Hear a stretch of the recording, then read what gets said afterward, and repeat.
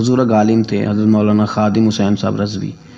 مولانا خادم حسین رضوی رحمۃ اللہ علیہ کو لوگ صرف تحریک لبیک کے حوالے سے جانتے ہیں، حالانکہ ان کا جو کیریئر ہے وہ بہت پرانا ہے۔ مولانا بنیادی طور پر ایک استاد تھے، ایک شیخ الحدیث تھے۔ ان کا جو بیسک کارنامہ ہے وہ یہ ہے کہ وہ درجنوں نہیں سینکڑوں علماء کے استاد ہیں، سینکڑوں علماء کے، یعنی میں نے سوچ سمجھ کے لفظ کہا، انہوں نے سینکڑوں لوگوں کو رسول اللہ کا دین پڑھایا ہے، اور ان کے اب شاگردوں کے شاگرد بھی مدرسوں میں پڑھاتے ہیں۔ مولانا ایک بڑے غریب سے سادے سے گھرانے میں وہ پیدا ہوئے تھے، انہوں نے بڑی سادہ اور آخر تک زندگی انہوں نے وزاداری والی گزاری، سادگی والی گزاری، حسین گزاری۔ کسی شخص کے ایک ہوتا ہے کسی کے نظریے سے اختلاف کرنا، ایک ہوتا ہے کسی کے طریقہ کار سے اختلاف کرنا۔ کچھ لوگوں نے ان کے طریقہ کار سے اختلاف کیا ہے، لیکن ان بندے کا نظریہ اتنا شاندار تھا کہ نظریے سے کسی نے اختلاف نہیں کیا۔ لوگوں نے یہ ضرور کہا کہ یہ فلانی بات اس طرح ہو جاتی تو ٹھیک تھا، لیکن یہ سب نے کہا کہ بندہ بات ٹھیک کرتا ہے۔ نظریے سے، فکر سے لوگ مطمئن ہو جائیں کسی زندہ کیا رہتا ہے؟ نظریہ۔ زندہ کیا رہتا ہے؟ نظریہ۔ فکری طور پر ایک خوبصورت آدمی تھے، ایک بڑے منجے ہوئے آدمی تھے، ایک وزادار آدمی تھے، ایک صاف ستھرے آدمی تھے۔ میری ان سے ملاقات اس وقت ہوئی تھی پہلی دفعہ جب وہ بالکل ٹھیک تھے، ٹانگوں پہ چلتے تھے۔ ان کے جو استاد گرامی تھے حضرت مولانا عبدالحکیم صاحب شرف قادری رحمۃ اللہ علیہ، بہت جید عالم تھے۔ میں ان کو ملنے کے لیے جاتا تھا تو حضرت بھی وہاں پڑھایا کرتے تھے لاہور جامعہ نظامیہ میں، تو وہاں ان سے پہلی ملاقات ہوئی۔ پھر انہوں نے جو جماعت سب سے پہلے بنائی تھی اس کا نام تھا انجمن فدایان ختم نبوت۔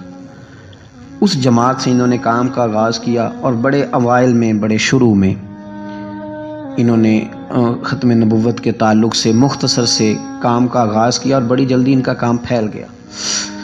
مکی پیر مکی دربار میں یہ اوقاف کی مسجد کے سرکاری خطیب تھے، لیکن حضرت ممتاز قادری صاحب رحمۃ اللہ علیہ کی شہادت پہ انہوں نے سرکاری ملازمت چھوڑ دی تھی۔ اس کے بعد انہوں نے بڑی محنت کی، بڑی جد و جہد کی، بڑی کاوش کی، بیمار اور معذور ہونے کے باوجود بڑی کوششیں فرمائیں، اور بڑے نڈر تھے، بڑے بے باک تھے، بڑے خوبصورت تھے۔ سب سے بڑی بات یہ تھی کہ سکہ عالم دین تھے۔ جماعت میں کسی بھی سیاسی جماعت کے پاس اتنا تگڑا بندہ نہیں جس طرح کہ حضرت مولانا خادم حسین رضوی صاحب تھے۔ میری ان سے تسلسل، جیل جانے سے پہلے میں ملا، جیل سے آئے تو پھر ملا۔ میں گرچہ ان کی جماعت میں کبھی شامل نہیں ہوا، لیکن فکری طور پر ان سے جو کہ پہلے کا ایک تعلق تھا، ابھی بھی 24 اکتوبر کو پچھلے مہینے کی وہ گجرات جا رہے تھے تو کچھ دیر ہمارے پاس رکے، اور دیر تک وہ باتیں کرتے رہے، اور دیر تک ان کی میں باتیں سنتا رہا۔ پھر وہ مجھ سے کچھ سوالات پوچھتے رہے، میں ان کے جواب دیتا رہا۔ پھر اچانک جو ہے وہ کچھ دن پہلے خبر ملی کہ ان کا طبیعت ان کی بڑی علیل ہے۔ میں نے تیمارداری کے لیے کچھ ان کے جو قریبی لوگ تھے ان سے رابطہ کیا، بتایا کہ آپ ٹھیک ہیں، آپ تھوڑے بیمار ہیں۔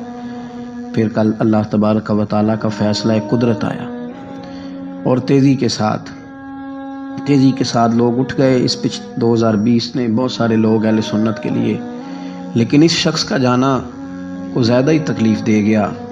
دل مائل نہیں ہوا، میں تو ناشتہ نہیں کر پایا طبیعت، اور میں نے پہلی دفعہ فیصلہ کیا تھا میں جمعہ نہیں چھوڑا کرتا۔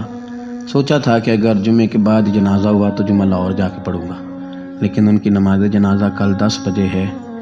اس طرح کے لوگ کم آتے ہیں دنیا میں، اور شاید ان لوگوں کا وقت بھی تھوڑا ہوتا ہے، اور اللہ پاک شاید ایسے لوگوں کو جلدی ہی اپنی بارگاہ ناز کی طرف لے جاتا ہے۔ ایک شعر جگر مراد آبادی نے کہا تھا کہ جگر راہ وفا میں نقش ایسے چھوڑ آیا ہوں، میں جس منزل سے گزرا ہوں وہ اب تک یاد کرتی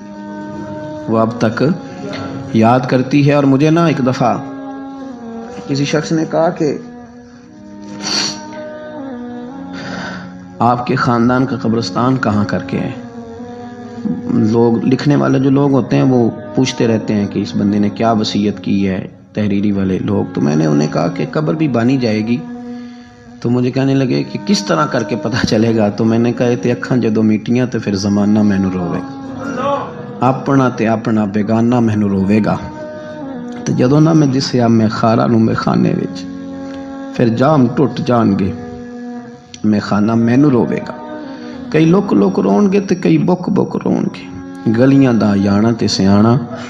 یہ الگ بات ہے کہ بے قدراں کچھ قدر نہ جاتی، کیتی خوب تسلی ہو ਦੁਨੀਆਦਾਰ ਤੇ ਪੁਜਾਰੀ ਜ਼ਰ ਦੇ ਉੱਤੇ ਆਂਦੇ ਗੱਲ ਟੱਲੀ ਹੋ ਬੁੱਕ ਬੁੱਕ ਰੋਸਣ